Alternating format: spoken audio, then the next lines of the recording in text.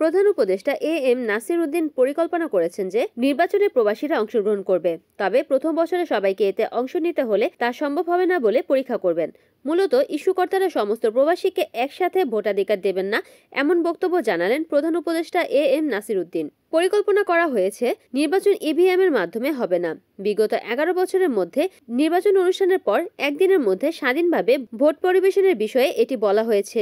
Private ভয় সম্পদ না পড়ে নির্বাচনকে নিরপেক্ষ ভিত্তিতে আন্তর্জাতিক মান্যতা পাওয়ার কোন দরে সম্ভব তা দেখবে ইস্যুকর্তারা বলে প্রধান উপদেষ্টা এম নাসির উদ্দিন।